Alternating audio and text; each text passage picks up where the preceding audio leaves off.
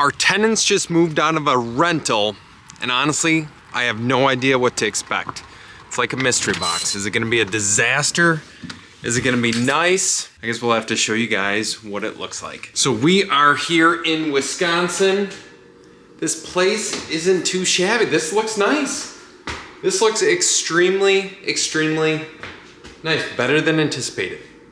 But this particular property, this one is an interesting one. I'll explain it to you as I'm walking around, as I'm splicing in B-roll, so on and so forth. But overall, this is not a half bad looking place. All the windows are good. The blinds, like we always install blinds at our rental properties, so then the tenants don't hang sheets up on the windows. But it still looks like they might have had sheets on the windows, if you guys can see those little holes. Doesn't seem to surprise me. But this particular property that I'm standing in right now, obviously you can tell that we did a full renovation here. This was, for lack of a better term, a nightmare-ish project. And the main reason being, so we had bought it for $35,000. I probably have some old videos on my page about this particular one, but it's freaking terrible. Like, honestly, god-awful house. Probably never should have bought it, but we bought it for 35 grand. We stuck in $88,000 into this renovation. So we're in for whatever that ends up being, 131,000, I think. And as of right now, it is vacant. It was rented for 1,100. Let me actually just check out the bathroom. It was rented out for like $11.49 per month because we had leased it in the winter time. In the past couple of years, this looks nice and clean. Other than some like caulk stuff going on, I'll dive into these details further on in the video, so make sure you guys stay tuned. But it was rented for $1,150. We're re-signing a new lease at $1,200 per month. Our current mortgage on this place, we owe about 85 grand. It appraised at 150. I don't know if that's a legitimate value or not, because there's some wonky stuff going on outside with possible foundation issues. We'll see. But it appraised at 150. We owe 85. We cash flow roughly $250 a month. So a return on our cash, we have about 33,000 of our own money still stuck into this place. Return on cash, 8.5%. Not great. And honestly, it doesn't even meet our minimum criteria. Normally we shoot for 10%, but this was one of those places. You buy it, you start uncovering a plethora of issues, a plethora of crap, and then you just don't know how to get out of it. Instead of selling it for a loss, we rented it out. Over time, we'll pay down the mortgage. Eventually, we'll sell it, just move into a more stable, solid investment instead of a house that's built probably in the early 1900s. That just isn't very nice. So this place is interesting. This layout that you see right now, we gutted everything out. The whole house was down to the studs. We had to reframe it all.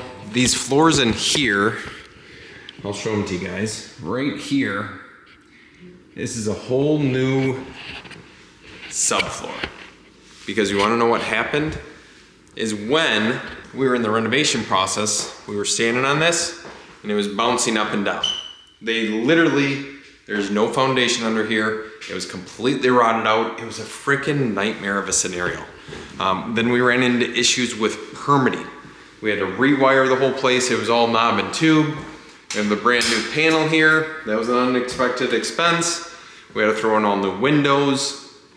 Outside is aluminum, so we could just paint that.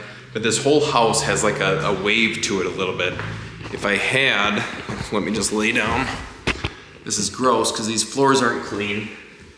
But I don't know if you guys can see, like there's a big hump in the floor right here. And then it slopes back down.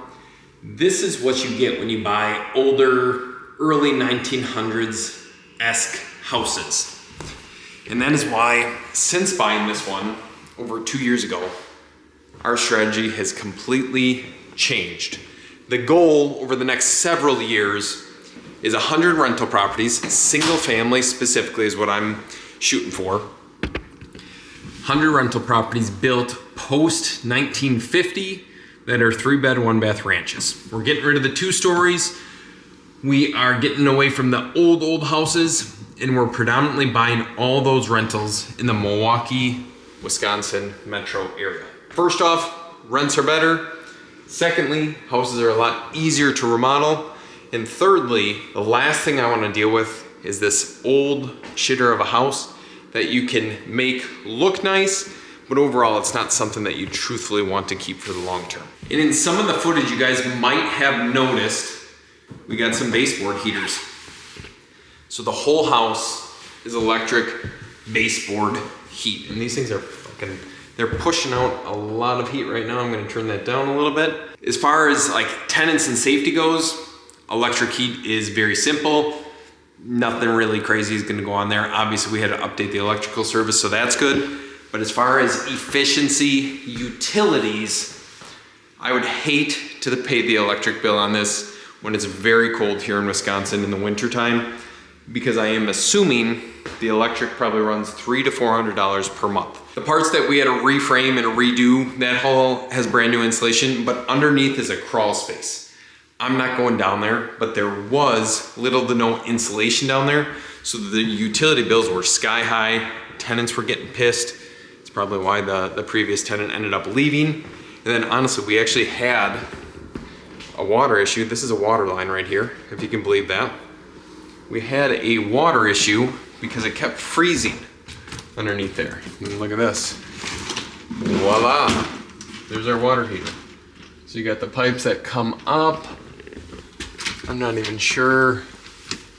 Okay, so we're tracking this back. That is a main water line. Goes to right there. And then it goes up, over, and then let's follow this. Goes down. So I think that's coming from the main water line outside.